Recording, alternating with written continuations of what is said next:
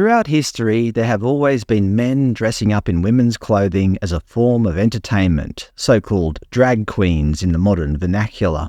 I'm not here to criticise what people do for a living or do in their free time. However, I would classify this type of performance, especially of the burlesque-style, highly sexualised variety, as a form of entertainment for consenting adults. It's not my cup of tea, but if you want to go along and watch a drag queen dancing or whatever on stage, well, that's up to you. But I would not classify drag queens as a form of children's entertainment. When my kids were younger, my wife, or sometimes myself, would take my children along to the local library to their weekly or bi-weekly storytime events, and they were quite good. There was usually a conservatively dressed female librarian, although sometimes there were men, who read a nice, wholesome story to the children. The children enjoyed going because they could listen to a couple of nice stories, as well as play with the other children. The parents often enjoyed going because it was a chance for them to have a bit of a break and chat with the other parents or whatever. But over the last year or so, the conservatively dressed librarian is slowly being replaced with drag queens at so-called drag queen storytime events. No matter what side of politics you're on, we have to all admit that drag queen storytime is highly controversial. And it makes sense why. People typically view drag queens as a form of adult entertainment. Now that's not me dissing drag queens. They're free to do what they like, as long as it's done in an appropriate setting.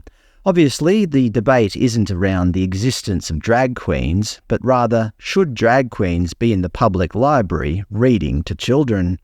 To me, an analogy would be a prostitute reading to the children. I've got nothing against prostitutes, each to their own, but it's not appropriate for them to be reading to children in their prostitute's attire. I wouldn't accept a stripper reading to the children either, regardless of whether they're female or male.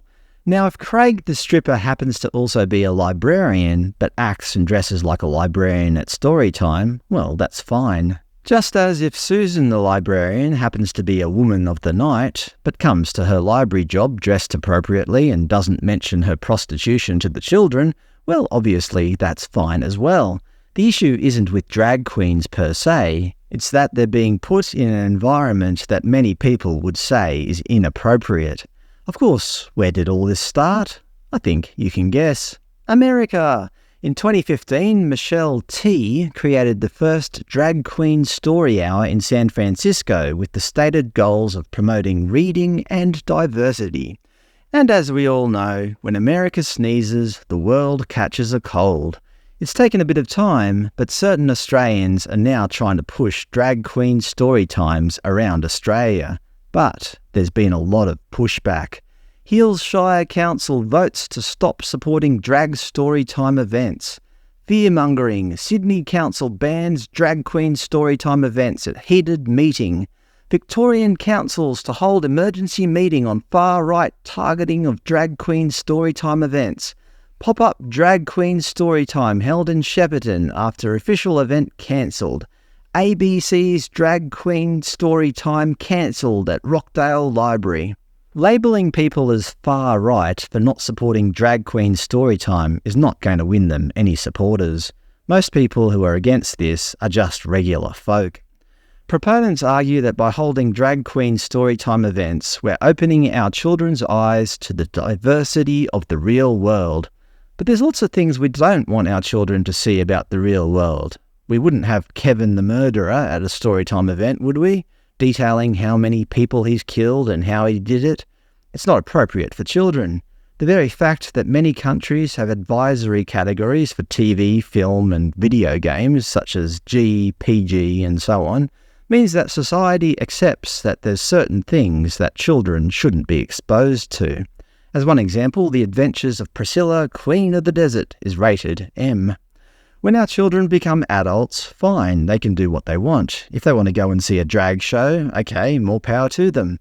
But when their young, innocent minds are still developing, it's a parent's right, no, it's a parent's duty to not expose them to certain things.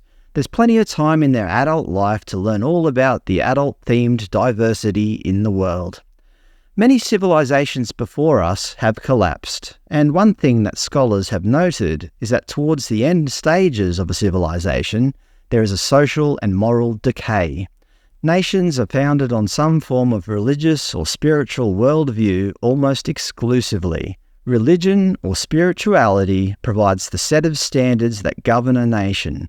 But when societies start abandoning this religion or abandoning their moral standards, as many would argue is happening now in the Western world, when the traditional beliefs of a nation erode, the nation dies. With social decay comes cultural decay. With cultural decay comes moral decay. Look, I think most Aussies are pretty laid back and accepting of many different things. I'd say that most Aussies have nothing against drag queens as a concept when the performance is held behind closed doors in an appropriate venue, such as a bar or nightclub. But when you try to force these forms of essentially adult entertainment on our children, expect pushback. We might be laid back, but there's limits to what we're willing to accept.